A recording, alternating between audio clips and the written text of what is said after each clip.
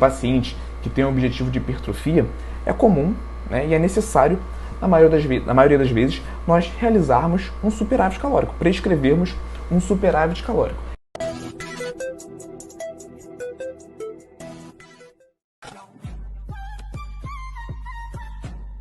Igor, o que é um superávit calórico? Essa diferença positiva entre o gasto energético do paciente e a ingestão energética desse paciente. Então, para aquele paciente que já treina há mais tempo, né, ter resultados expressivos de hipertrofia, é necessário um superávit calórico. É necessário que você prescreva uma quantidade de calorias maior do que aquele paciente está gastando por dia, beleza? Isso vai facilitar e vai favorecer o ganho de massa muscular. Então, essa é a base para a hipertrofia, né? Superávit calórico. Só que uma vez que nós prescrevemos um superávit calórico, esse paciente ele não vai só ganhar massa muscular, ele também vai ganhar gordura. Isso é algo fisiológico. Tudo bem? Se o seu paciente perguntar para você se através de uma dieta, né, associada ao treino, ele vai conseguir ganhar só massa muscular, né, a resposta é que não. Tudo bem? Ele vai também ganhar gordura inevitavelmente. A ideia é, através de um ajuste preciso, que esse paciente ganhe mais massa muscular do que gordura, obviamente. Mas esse acúmulo de gordura ele vai acontecer. Então, aterrissando, resumindo, uma vez que nós prescrevemos um superávit calórico para o nosso paciente, né, esse superávit vai favorecer a hipertrofia, mas vai também gerar o acúmulo de gordura. E a base para esse acúmulo de gordura, para esse ganho de gorduras, é o superávit calórico. Não é o carboidrato, tudo bem? Essa também é uma informação extremamente importante. O seu paciente ele pode fazer uma ingestão de carboidratos muito alta, né? 7 gramas por quilo de peso, 8 gramas por quilo de peso.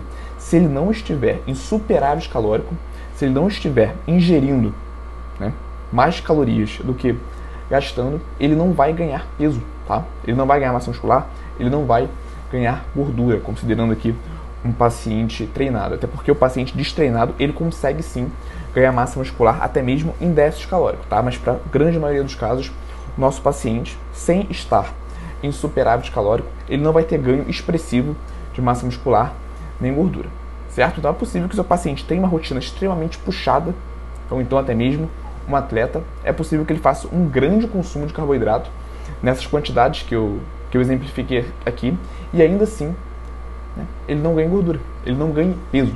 Então a base para o ganho de peso, seja através do ganho de massa muscular ou através de gordura, é o superávit calórico, certo? Não é o carboidrato. Isso na cabeça do leigo, do paciente, também, né, é uma questão. Mas Igor, se eu aumentar a quantidade de carboidratos, eu não vou engordar? E essa é a grande questão. A base para o ganho de peso é a quantidade de calorias e não de macronutrientes. Tudo bem? Ele pode realizar um consumo, por exemplo, excessivo de gorduras e engordar da mesma maneira, né, sem a ingestão de carboidratos. Então essa também é uma questão, é importante para você explicar para o seu paciente, porque boa parte das vezes isso pode ser uma dúvida, uma questão na cabeça dele, beleza? Então, uma vez que você prescreva um superávit calórico para o seu paciente, ele vai ganhar peso. Mas pensando nos benefícios, eu acabei comentando aqui sobre um ponto negativo, né, dos carboidratos, né, na hipertrofia, que é o acúmulo de gordura, porém, através de um ajuste nessa prescrição, uma prescrição adequada, um aporte adequado de carboidratos nesse contexto de planejamentos para hipertrofia, o nosso paciente ele vai ter um melhor rendimento nos treinos.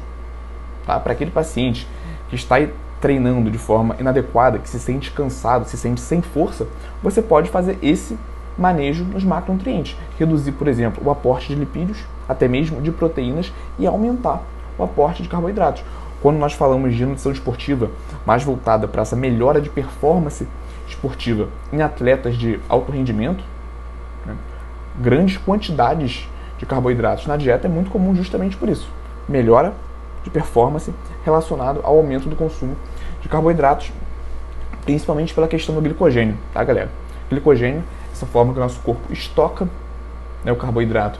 Temos o glicogênio hepático e o glicogênio muscular, e o aumento dessas reservas glicogênicas impacta positivamente na melhora de performance esportiva, certo? Então, é uma questão muito importante também para melhora de performance em relação à carga na musculação, aumento no número de repetições, e isso no longo prazo favorece também a hipertrofia. Então, o aumento da ingestão de carboidratos, ele não tem só esse efeito negativo que muitos imaginam. E, além disso, o aumento da ingestão de carboidratos promove um efeito poupador de proteínas, né, e também de gordura. Então, quando você vai atender esse paciente de hipertrofia, você prescreve esse superávit calórico, aumentando a quantidade de carboidratos, você vai ter essa melhora de performance, que eu acabei de falar, e você vai ter também um efeito poupador de proteínas e gorduras. Igor, o que significa isso? Talvez você já tenha ouvido falar desse efeito poupador, mas de uma forma mais resumida e direta, o que significa ter um efeito poupador? Uma vez que você aumenta a ingestão de carboidratos, você passa a utilizar mais carboidrato como fonte de energia. A gente vai ver isso, inclusive, em alguns artigos hoje. Uma vez que você aumenta a ingestão de carboidratos, seu corpo passa a utilizar mais carboidratos como fonte de energia. Consequentemente, ele diminui, né, a produção de energia através das gorduras e também através das proteínas, né, no caso, os aminoácidos. Então, quando eu aumento a ingestão de carboidratos, eu tenho esse efeito poupador de proteínas e gorduras. Pensando na hipertrofia, esse efeito poupador de proteínas é algo positivo. Você consegue direcionar aquela proteína que está sendo digerida, né, para a síntese proteica, para a construção de massa muscular, mas também tem esse lado negativo, que é o efeito poupador de gorduras. Então, através desse superávit calórico, a gordura passa a se acumular. A gordura da dieta, a gordura que você ingere na dieta, passa a se acumular com mais facilidade, uma vez que o seu corpo está utilizando mais carboidratos como fonte de energia. Tá bom? Aqui é um ponto importante da nossa aula de hoje. Quando você prescreve superávit calórico para o seu paciente, você aumenta a quantidade de carboidratos pensando na melhora de performance, não necessariamente o aumento da gordura corporal que está se desenvolvendo naquele paciente vem por conta da transformação de carboidratos em gordura. Essa via bioquímica, ela existe, mas acontece principalmente por esse efeito poupador de gorduras. Beleza? Fez sentido? Então a gente está aterrissando aqui essa linha de raciocínio, né, do aumento da ingestão de carboidratos com o acúmulo de gordura. E quando a gente fala, né, provavelmente isso não é nenhuma novidade para você, de ingestão de carboidratos, né, relacionado com hipertrofia e emagrecimento, nós temos essa demonização, esse preconceito com os carboidratos. Se você não tem esse domínio no consultório, o domínio dessas informações, né, certamente você não vai conseguir responder algumas perguntas básicas do seu paciente, que foram aquelas que eu coloquei no início desse vídeo. Mas, Igor, o quanto que os carboidratos têm potencial de construir gordura, de aumentar o meu percentual de gordura? Se eu exagerar em um final de semana, eu vou ganhar realmente muita gordura? Tudo bem? Então existe esse preconceito com os carboidratos, mas é o que eu sempre falo. A autoridade em alimentos, em macronutrientes, carboidratos, proteínas e lipídios, somos nós, nutricionistas. Então é fundamental nós entendermos esses processos de construção de gordura, principalmente esses relacionados com os carboidratos, que geram muitas dúvidas, para podermos explicar para o nosso paciente, para podermos e conseguirmos explicar para outros profissionais da área de saúde que têm muitas dúvidas em relação a isso. Então hoje a gente vê, eu não acredito que isso vai sumir no curto e médio prazo, esse preconceito com os carboidratos, né, essas dúvidas, muitas vezes, do impacto dos carboidratos no ganho de gordura, e eu vejo muitos nutricionistas, né, muitos profissionais nutricionistas que não sabem avaliar realmente esse impacto e não sabem responder essas perguntas. A gente vai começar a entender melhor isso hoje, certo? Qual é o real impacto do aumento de carboidratos na lipogênese, na construção desse tecido adiposo? Já adiantando, trazendo aqui um spoiler sobre essa pergunta, que talvez seja a pergunta principal da nossa aula de hoje, isso vai depender. Ó, depende do tempo que o nosso paciente ele está em superávit calórico proveniente de carboidratos e depende também do tamanho desse superávit calórico. É bem lógico nós entendermos que a partir de um superávit calórico maior, por exemplo, se o nosso paciente gasta por dia 2.000 calorias, nós prescrevemos para ele 4.000 calorias, um superávit de 2.000 calorias, que é considerado um superávit alto, né? é lógico nós entendemos que esse superávit calórico mais alto, ele tem o maior potencial para aumentar o acúmulo de gorduras do que um superávit calórico de 500, 300 calorias. Tudo bem? Então, esse é um ponto óbvio, mas que vale a pena nós enfatizarmos. Depende do tamanho desse superávit calórico e de tempo de exposição a esse superávit calórico. Se o nosso paciente ele está em 3 meses em superávit calórico, isso tem um impacto diferente daquele outro paciente que está há 6 meses em superávit calórico. Tudo bem? Mesmo que esse superávit calórico seja idêntico. Com o passar do tempo, em superávit calórico, nosso paciente ele passa a desenvolver algumas adaptações metabólicas que favorecem o aumento desse acúmulo de gordura. Beleza? Então, depende do tempo de exposição a esse superávit calórico e também ao tamanho, à agressividade desse superávit calórico. Mas vale muito a pena nós termos essa ideia de que não é algo instantâneo, não é algo diário, tá? Não acontece em um final de semana. É isso que eu trouxe pra gente com base na interpretação desse artigo.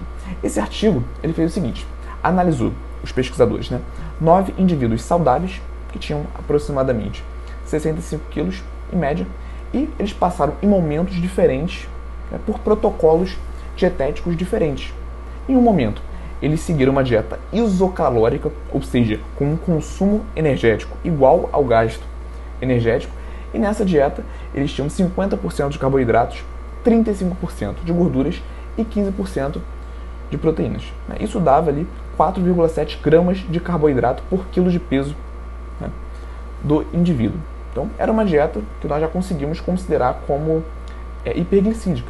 É uma quantidade de carboidratos maior do que nós encontramos diariamente no consultório com base na alimentação do brasileiro. A gente consegue considerar 4,7, quase 5 gramas de carboidrato por quilo de peso, uma dieta alta em carboidratos. Só que em outro momento desse protocolo, desse estudo, eles passaram a fazer uma dieta hipercalórica, onde eles encontravam 71% de carboidratos, 20% de gorduras e 9% de proteínas. Quase 12 gramas de carboidrato por quilo de peso. Galera, 12 gramas de carboidrato por quilo de peso é muita coisa. Tá? Isso é uma recomendação para... Exemplificando, é uma recomendação para atletas de elite, atletas olímpicos. Tudo bem? É uma recomendação para quem treina em altíssimo nível. Uma quantidade muito grande, realmente, de carboidratos. E eles ficaram nesses 2 protocolos durante 4 dias. A ideia dos pesquisadores era avaliar o impacto da composição corporal desses voluntários depois desses 4 dias. Beleza? O que vale a pena a gente destacar durante esse estudo? Quando eles estavam no protocolo de dieta isocalórica, eles faziam uma ingestão de 2.500 calorias por dia. Dieta isocalórica, consumiam 2.500 calorias e gastavam 2.500 calorias por dia. A ideia era que eles mantivessem o peso. Quando eles fizeram o protocolo da dieta hipercalórica, eles passaram a consumir 4.250 calorias por dia, que é essa segunda tabela. E um detalhe importante, nós não tivemos diferença nesse estudo na quantidade de proteínas, vocês conseguem avaliar aqui, e na quantidade de gorduras. Bem similar. Tá vendo? A principal e única diferença na composição dessas dietas era a quantidade de carboidratos, que a gente pode ver que no segundo protocolo, no protocolo de dieta hipercalórica, era mais do que o dobro do que o protocolo de dieta isocalórica. Então todo esse superávit calórico que nós vemos aqui, de quase 2.000 calorias, era proveniente do aumento de carboidratos, exclusivamente do aumento de carboidratos, já que a quantidade de proteínas e de gorduras ficou muito similar, beleza? Então a gente vai considerar nesse estudo que esse aumento grotesco na quantidade de calorias diárias foi por conta dos carboidratos. Vamos lá, quais foram as diferenças? Quais foram as diferenças notadas? Qual foi o resultado desse artigo? Primeiro, nós vamos avaliar o peso total. O peso total desses voluntários. Quando eles começaram, eles tinham em média 65,4.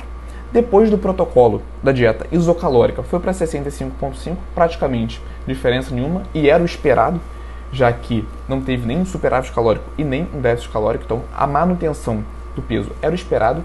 Só que quando eles fizeram o protocolo, finalizaram os 4 dias no protocolo de dieta hipercalórica, eles foram para 67 quilos, né?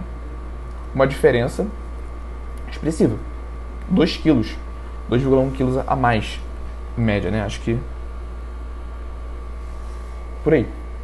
Uma diferença expressiva no peso total, no aumento, né, do peso total desses voluntários no final desse protocolo de dieta hipercalórica, proveniente principalmente de carboidratos. Então vale a pena a gente destacar mais uma vez que esse aumento na quantidade de calorias não foi através de gorduras, não foi através de proteínas, foi através só de carboidratos.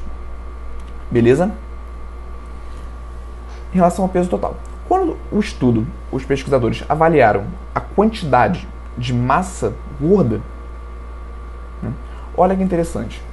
Não tivemos diferença significativa, não tivemos diferença expressiva. Eles começaram o protocolo com 13,8 kg de massa gorda. No final da dieta isocalórica, estava com 13,7, praticamente nenhuma diferença. E no final desse protocolo de dieta hipercalórica, né, proveniente do aumento dos carboidratos, eles estavam com 13,9. Né? Consegue visualizar aqui? Então, praticamente nenhuma diferença. Teve aumento no peso total, mas não teve diferença na quantidade de massa gorda, que é algo bem interessante. Então, Igor, né, você pode estar se perguntando, então, onde está esse aumento de peso? Por onde esses pacientes ganharam peso? Tá aqui a resposta, galera. Aumento na massa livre de gordura. Então, eles foram de 51,5 para 53,1. Um aumento expressivo na massa livre de gordura.